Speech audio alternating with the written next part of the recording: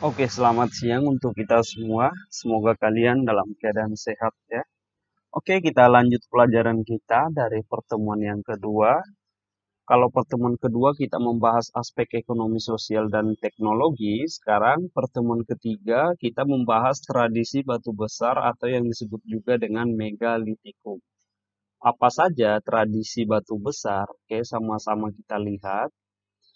Tradisi batu besar atau yang disebut dengan megalitikum itu, dia adalah bagian yang tidak terpisahkan dari yang kita pelajari sebelumnya, yaitu tradisi masa bercocok tanam. Karena mereka telah mengenal yang namanya pemujaan terhadap arwah leluhur. Kalau kamu masih ingat, kemarin kita udah lihat bagaimana orang meninggal itu dikasih yang namanya ya bekal kubur. Oke. Dari keyakinan itu, mereka merasa kayak ada manfaat, sama kayak kita punya Tuhan. Kalau kita berdoa, hati kita lebih tenang, kita dikasih rezeki. Itu juga yang mereka rasakan. Mereka dikasih ketentraman, hasil pertanian melimpah katanya, dan hewan peliharaannya bertambah banyak. Jadi ada manfaat ketika mereka telah memiliki keyakinan. Dan untuk mendukung keyakinan mereka, mereka membuat benda-benda besar terbuat dari batu. Inilah yang dikenal dengan megalitikum. Oke, yang pertama itu ada yang namanya dolmen. Dolmen, apa itu dolmen? Dolmen itu adalah peti mayat yang juga berfungsi sebagai sesaji meja untuk ritual. Jadi artinya kayak meja yang terbuat dari batu. Oke. Tapi di beberapa tempat dolmen ini digunakan juga sebagai kursi tempat melakukan rapat atau ritual keagamaan. Contohnya itu bisa ditemukan di Samosir di Sumatera Utara, itu dijadikan kursi ya. Oke, kita lihat ini adalah contoh daripada dolmen. Oke, jadi bisa kamu lihat batu yang dibuat bertingkat dan ini seperti meja untuk sesaji ya. Oke, ini dia contohnya. Oke, yang kedua itu ada yang namanya punden berundak. Punden berundak itu tempat pemujaan yang dibuat menggunakan batu secara berundak. Jadi ingat, punden berundak berarti punden yang bertingkat. Itu artinya berundak, artinya bertingkat ya. Bukti peninggalan punden berundak dapat ditemukan di daerah Cisolok atau Sukabumi. Tapi ada yang menggemparkan yaitu penemuan Gunung Padang yang baru-baru ini. Oke, bisa kita lihat videonya untuk menambah ilmu kamu. Oke.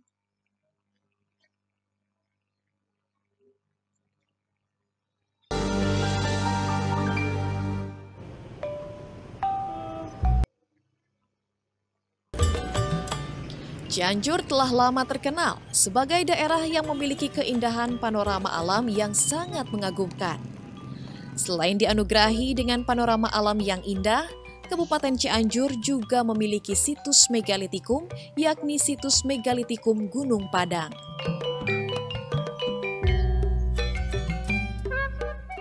Situs ini merupakan sebuah kompleks situs memanjang, menutupi permukaan bukit yang dibatasi oleh jejeran batu andesit besar berbentuk persegi, bertumpuk serta tersusun seperti punden berundak. Situs yang menyimpan berbagai keunikan ini diperkirakan merupakan situs atau peradaban yang tertua di Nusantara. Nah, tapi yang mengagetkan itu yang lapisan keduanya itu. Selain struktur batunya itu sudah lebih maju gitu ya, sudah memakai massa dasar atau perekat di antara batunya itu, dan bangunannya besar gitu, kokoh sekali. Umurnya itu 7.000-an atau 5.000 sebelum Masehi. Nah, tentunya itu kan satu umur yang mengagetkan gitu ya, karena kita tahu kan piramid Giza aja dianggap umurnya hanya 2.500 sebelum Masehi. Terlebih lagi di Indonesia, masa sejarah Indonesia itu baru tercatat gitu ya, terekam itu sejak 400 Masehi begitu. Jadi ini jauh di masa prasejarah dan kelihatannya peradabannya sudah maju. Kajian penelitian terhadap Gunung Padang ini masih terus dilakukan. Dan seiring dengan berjalannya penelitian terhadap Gunung Padang ini, wisatawan pun mulai berdatangan untuk melihat berbagai keunikan yang dimiliki oleh situs Gunung Padang. Potensi inilah yang dilihat oleh pemerintah Provinsi Jawa Barat untuk membuka situs Gunung Padang sebagai objek pariwisata baru. Nah, ini juga jadi kajian bersama. Jadi penelitian tetap harus diteruskan menurut saya. Tetapi selama dalam penelitian, ini pun menjadi salah satu objek wisata yang pantas dikembangkan potensi wisatanya. Artinya ada sesuatu memang yang berbeda. Apalagi dilihat keluasannya. Gunung Padang ini kalau betul-betul diteliti dan digali seluruhnya, ini lebih besar daripada Borobudur. Berdasarkan data ya, kita data dari sana, ada pengelola dari sana. Nah, pengelolanya juga ada staf dari kabupaten, provinsi dan juga dari pusat ya. Rata-rata per bulan sekitar 3.000 ya. Ya sekitar 5.000 orang. 5.000 orang sampai 6.000 orang per bulan. Nah itu alhamdulillah sudah cukup banyak ya, pengunjungannya. Nah, itu tetap mereka sangat menarik karena dari bawah ke atas itu jalan kakinya juga lumayan olahraga ya, berkeringat ya. Di samping udaranya yang sejuk, masih belum tercemar ya.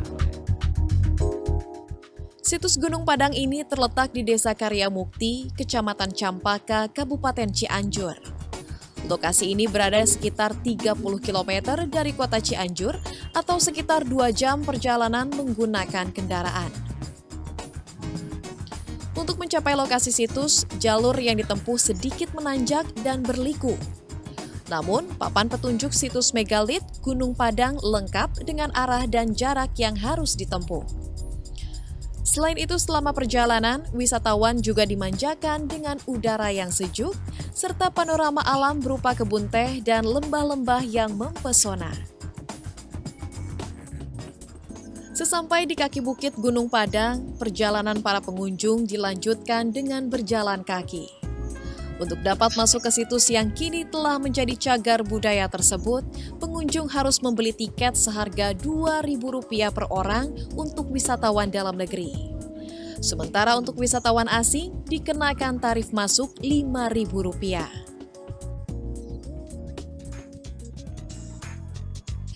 Untuk sampai ke puncak Gunung Padang, wisatawan dapat memilih 2 jalur pendakian berupa susunan anak tangga. Jalur pertama adalah jalur yang cukup landai dan membutuhkan waktu sekitar 20 menit untuk sampai ke puncak bukit. Sementara jalur lainnya melalui jalur yang terjal, namun hanya membutuhkan waktu sekitar 10 menit untuk tiba di puncak. Di puncak Gunung Padang dapat disaksikan peninggalan megalitikum berupa hamparan susunan bebatuan. Ratusan bebatuan persegi tersusun dengan rapi membentuk suatu pola, baik dalam posisi tegak maupun bertumpuk. Sehingga sulit terbayangkan bagaimana orang-orang terdahulu menyusun batu-batu besar tersebut menjadi sebuah bangunan yang monumental. Di Gunung Padang ini terdapat 5 teras berundak, di mana masing-masing teras memiliki keunikan tersendiri. Pada teras pertama, dapat disaksikan bangunan atau ruangan yang didesain seperti aula atau tempat berkumpul. Tidak jauh di belakang aula, terdapat 2 buah batu gamelan. Dinamai batu gamelan karena batu-batu ini jika ditabuh atau diketuk dengan jari, akan menghasilkan bunyi seperti gamelan. Selanjutnya di teras kedua terdapat batu lumbung dan batu kursi, yakni tumpukan batu yang tersusun tegak seperti kursi. Sementara di teras ketiga terdapat batu dengan legok atau cekungan mirip seperti kujang. Di teras ini juga terdapat batu besar dengan cetakan mirip kaki harimau. Di teras keempat terdapat batu balung tunggal atau batu yang tersusun melingkar seperti tempat berkumpul. Oke, itu dia tadi bagaimana peninggalan Gunung Padang megalitikum itu sempat menggembarkan Indonesia ya. Oke, yang ketiga itu ada kubur Beti Batu. Kubur Beti Batu ini adalah tempat jenazah yang pernah kita bahas kemarin, yaitu tempat untuk bekal kuburnya. Oke, ini telah kita bahas di pertemuan sebelumnya.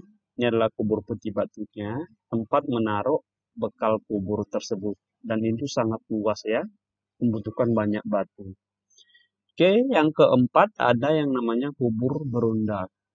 Kubur berundak ini diletakkan di atas sebuah bangunan berundak, ditemukan di beberapa daerah di Sumatera. Bangunan lain yang menyerupai adalah sarkofagus dan waruga.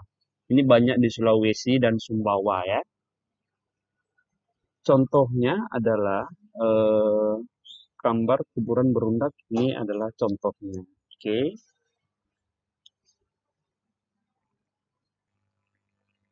Oke, yang terakhir itu ada yang namanya menhir. Oke. Menhir itu batu panjang kayak ditancapkan gitu. Oke. Juga ada yang tunggal satu, ada yang berkelompok. Didirikan katanya untuk menghormati roh nenek moyang. Tapi di beberapa tempat di Sumatera ada yang meyakini ini adalah sebagai nisan atau tempat menandakan orang yang meninggal. Oke, contohnya itu ada yang mengatakan cerita si pahit lidah dari Sumatera, orang yang dikutuk menjadi batu. Oke, seperti gambar berikut, contoh daripada menhir yang ditemukan di daerah Toraja, Sulawesi. Oke, ini adalah gambar menhir di Toraja. Jadi untuk keseluruhan, kita bisa lihat video berikut. Oke, apa-apa saja tadi benda-benda megalitikum.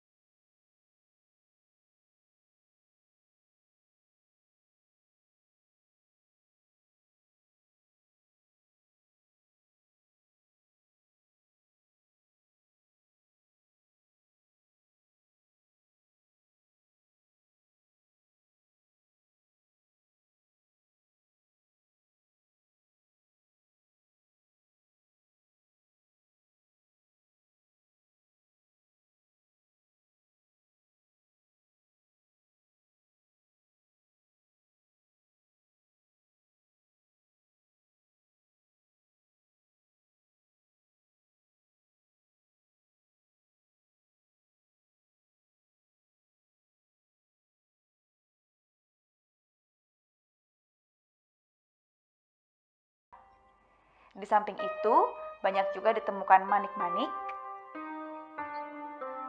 alat-alat perunggu, dan besi. Hasil budayanya tidak dikerjakan secara halus, hanya diratakan secara kasar, terutama untuk mendapatkan bentuk yang diperlukan.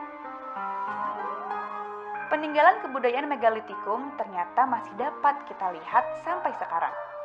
Beberapa suku bangsa di Indonesia masih memanfaatkan kebudayaan tersebut. Contohnya, Nias, Sumba, Flores,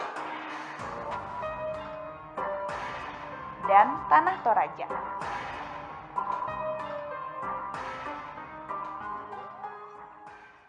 Menurut Oke, jadi itu adalah peninggalan yang ada di Indonesia tapi masih digunakan hingga saat ini. Ada di Flores, Nias, dan Toraja sendiri. Ini yang di Toraja tadi ya. Oke, sekarang kamu kerjakan latihan soal ketiga. Kerjakan di buku catatan. Kalau tidak ada buku catatan, boleh di double folio atau di HPS. Mohon tulis soalnya dan ubah ke dalam bentuk PDF nantinya. Kerjakan dengan baik dan benar. Untuk pertemuan ketiga ini berhubung ini adalah pertemuan terakhir, oke, nanti bisa kamu lihat di Google Drive itu untuk mengerjakan soal keterampilan. Nanti saya akan suruh membuat yang namanya mind map. Masalah cara kerjanya bakal saya buat di Google Drive-nya. Nanti bisa kamu lihat di sana. Oke, sekian yang bisa saya sampaikan. Terima kasih atas perhatiannya. Jangan lupa like dan subscribe ya. Thank